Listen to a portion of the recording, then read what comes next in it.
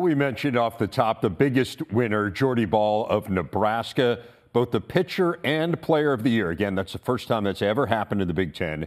She's one of the most dominant pitchers in the country, in the top 10 nationally in ERA.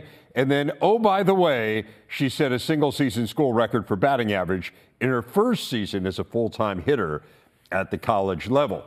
Our big interview today is Jordy Bahl. And Jordy, first of all, thanks for joining us on a game day. Congratulations again, first player ever to win player and pitcher of the year in the Big Ten. What do each of those accomplishments mean to you?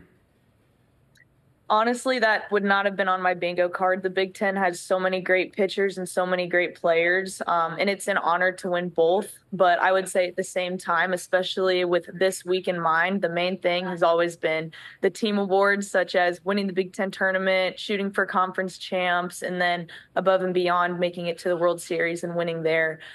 So my teammates have always been my motivation. My family and my support system has always been there for me. And so the personal awards, they come along the way, but I'm grateful for those. But what has always motivated me has been the team championships. Well, let's unpack some of that, the team stuff, the family stuff. Let's start with the team. You transferred home to Nebraska after spending 2 incredibly successful years at Oklahoma. You guys won 2 national championships. You were the most outstanding player of one of those Women's College World Series. So what has it meant to do this, to have this kind of year at your home state school and playing with some of the women that you grew up playing with as a kid?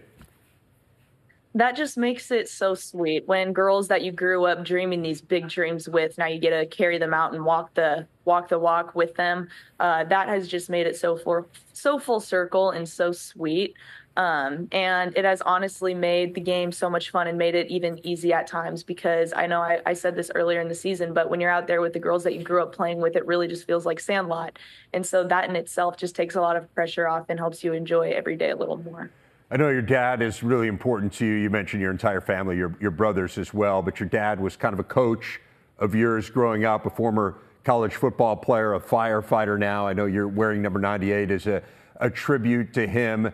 Tell me about the role that he has played in your development and what it means, again, to be back close to home and to have him be able to witness every game. Yeah, well, my dad, he was my bullpen catcher for the longest time, pretty much until I could start driving. And then even at that point, when the catcher who was my age could drive, he would still catch me sometimes. So when I said I wanted to start pitching when I was 7 years old, and my pitching coach was like, this is going to take a lot of hard work. You're going to have a schedule that you follow. You're going to have to throw every other day.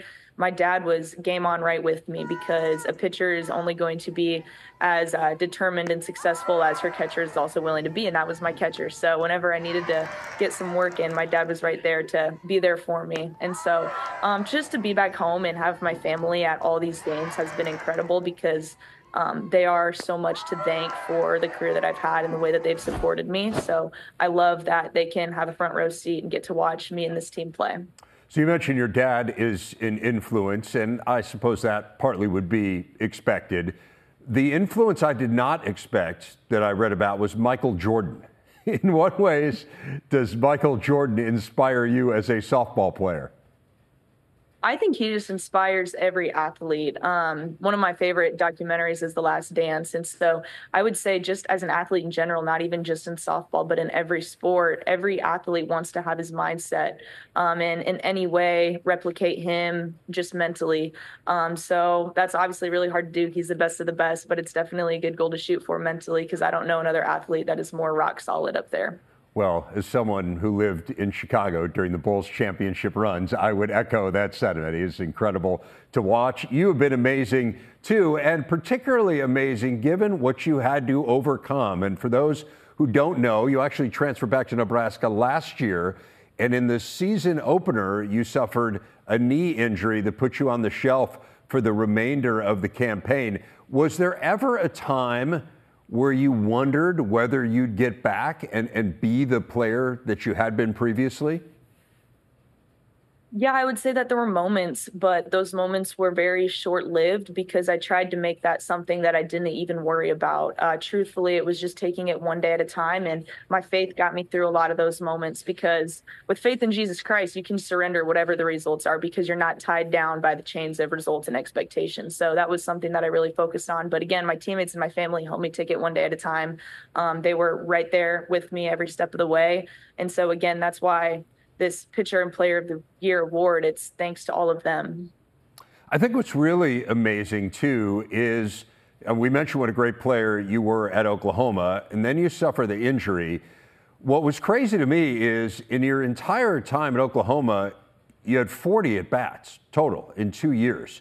So not only did you come back from this injury, but it's the two-way nature of this that I find so incredible. You were a dominant pitcher there. You've remained a dominant pitcher at Nebraska, but added in, as I said, I mean, breaking the single-season record or on pace to do it for batting average. At what point did you realize, what was the conversation where you said, hey, I want to do this. I want to pitch, but I also want to be a full-time hitter when I'm not pitching?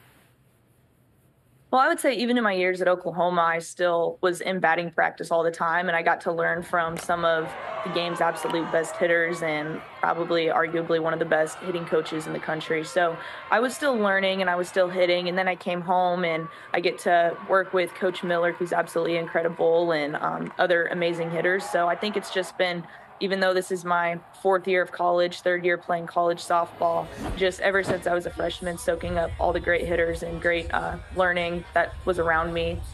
Let's talk about the showdown with UCLA. That is later today in the semifinals. You guys played them earlier this year. They beat you pretty handily, although you were not in the circle for that game. Give us the scouting report on the Bruins. Obviously, they're a great team. They're a great lineup. They're a program with a lot of tradition. They take a lot of pride in the game that they put out there on the field. And I would say, like, even that game earlier in the year, it was a very close game up until the last couple innings. So our team, I think we're ready. We're excited to get back with them and have another matchup. I don't want to force you to look too far ahead, but you've mentioned this a couple times. Nebraska hasn't been to the World Series, the Women's College World Series, in a dozen years. What would it mean for this group to make it this season?